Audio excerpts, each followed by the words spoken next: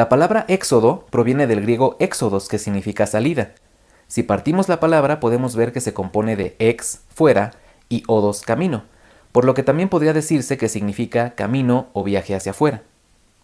Éxodo tiene lugar aproximadamente 300 años después de los eventos narrados en Génesis, que termina con la muerte de José. Algunos analistas lo dividen en 3 secciones: esclavitud, de los capítulos del 1 al 12, peregrinación por el desierto, los capítulos del 13 al 18, y servicio, los capítulos del 19 al 40. Inicia con el nacimiento de Moisés, el cual se dio en circunstancias adversas, ya que el rey de Egipto, temeroso de que los israelitas los dominaran, ordenó a las parteras o comadronas que mataran a todos los varones que nacieran. Moisés quiere decir yo lo saqué del agua, ya que la hija del rey de Egipto lo tomó del río Nilo después de que su madre lo dejara ahí en una canasta para protegerlo de la ley emitida por el rey. Moisés creció como egipcio, aunque sus primeros años sí los pasó con su madre natural. Por defender a un hermano hebreo, Moisés mata a un egipcio y huye del país. Es ahí cuando Dios le habla por primera vez, dándole instrucciones precisas de lo que debía comunicar a los israelitas y al rey de Egipto.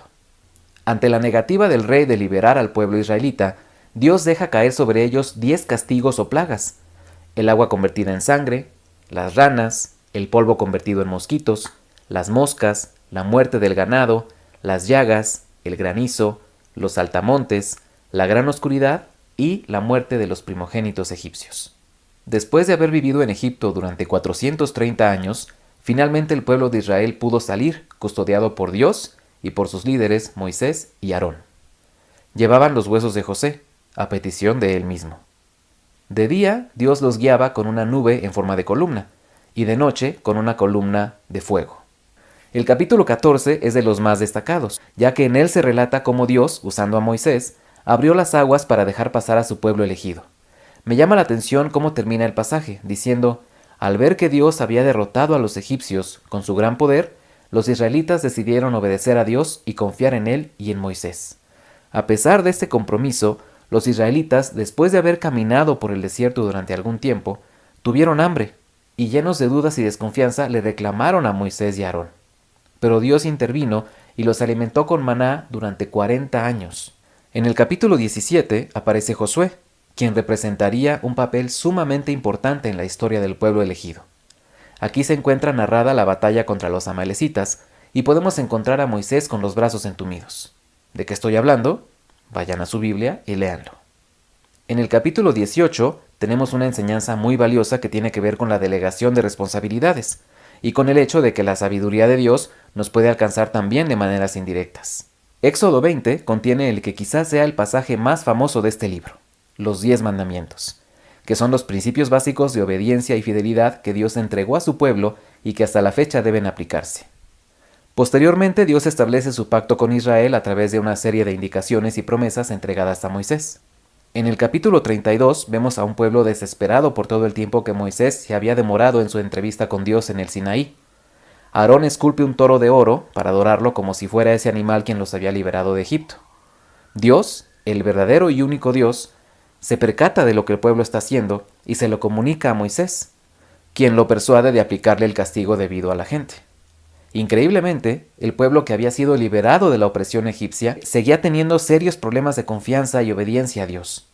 Moisés pudo tener un diálogo honesto y abierto con Dios, recordándole el pacto que había hecho con los patriarcas y cambiando su parecer.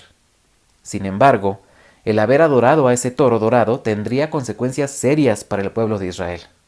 Y por haber adorado al toro que hizo Aarón, Dios les mandó una terrible enfermedad. La relación que pudo establecerse entre Dios y Moisés es uno de los hilos conductores de este libro. En el capítulo 33, versículo 11, se nos dice que Moisés le hablaba como a un amigo, de forma personal, justo como nosotros debemos hacerlo. Moisés estuvo con Dios en el Sinaí por 40 días y 40 noches, sin comer ni beber nada, mientras Dios le comunicaba la ley que debía cumplir al pueblo elegido. Con rostro brillante, Moisés le comunica al pueblo todo lo que Dios le dijo. Asimismo, Dios le da a Moisés instrucciones extremadamente precisas para la construcción del santuario, el mobiliario, el atuendo y comportamiento de los sacerdotes dentro del mismo y las ofrendas que el pueblo debía darle. Los últimos capítulos se centran en esto. Una vez terminada la obra, los israelitas hacen la entrega oficial a Moisés. Un año después de la salida de Egipto, Todo estaba listo de acuerdo a lo que Dios había ordenado para adorarlo y obedecer su ley. Al recibir el llamado de Dios, Moisés en más de una ocasión le pidió que eligiera a alguien más porque él no se sentía capaz de ser el líder del pueblo de Israel. ¿Alguna vez te has sentido así? ¿Alguna vez has pensado que Dios se equivocó al encomendarte alguna tarea? Dios no se equivoca. Él nos capacita para llevar a cabo sus planes en nuestra vida.